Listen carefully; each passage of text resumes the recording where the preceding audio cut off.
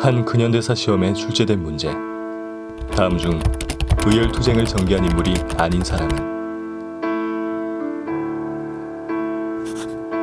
문제를 들린 수험생들의 반응.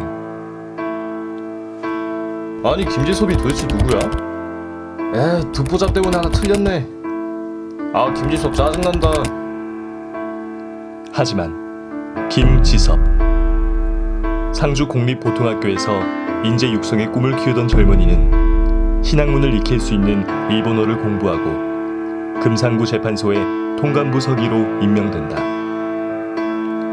하지만 1910년 강제적인 한일 병합이 일어난 후 김지섭은 독립투사의 길을 걷기로 결심한다.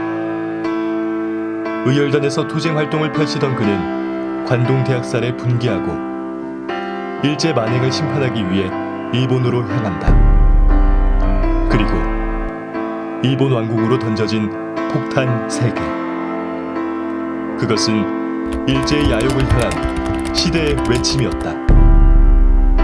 폭탄은 모두 불발이었고 김지섭은 그 자리에서 체포된다. 그리고 의거 4년 만에 옥중에서 의문의 죽음을 맞이한다.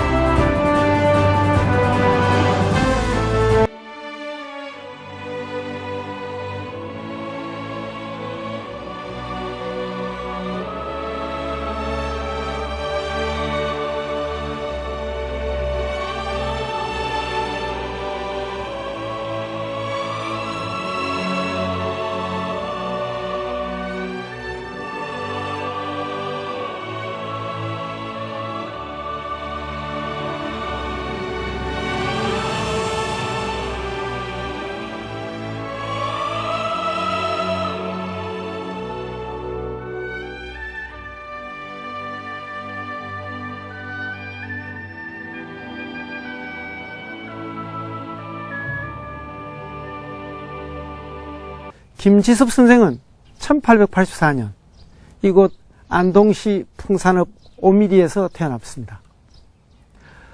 재판소 서기로 있던 김지섭 선생은 3.1운동이 일어나자 바로 상해로 망명을 하게 되고 그곳에서 의열투쟁의 대표격인 바로 의열단에 들어가게 됩니다.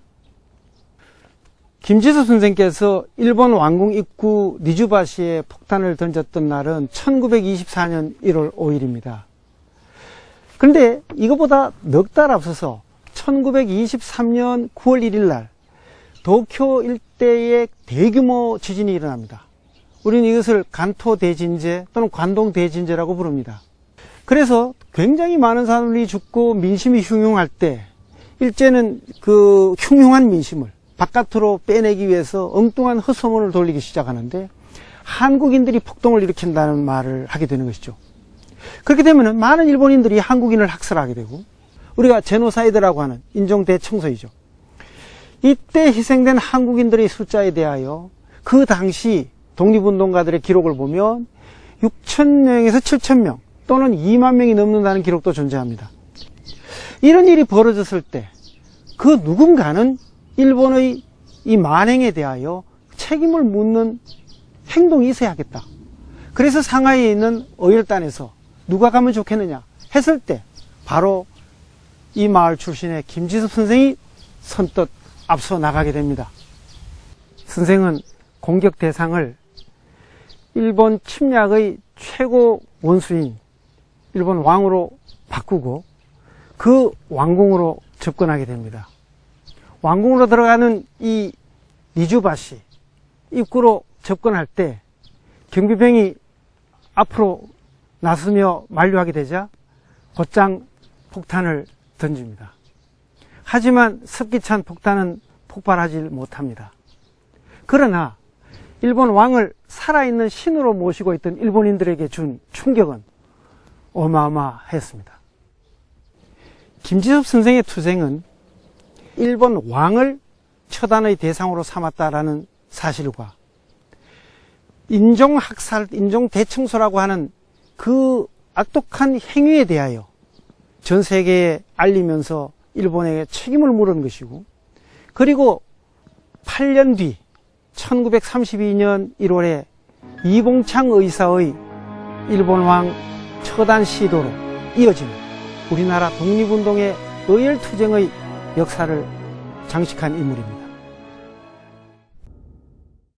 아니 김지섭이 도대체 누구야? 듣보잡 때문에 하나 틀렸네. 아 김지섭 짜증난다.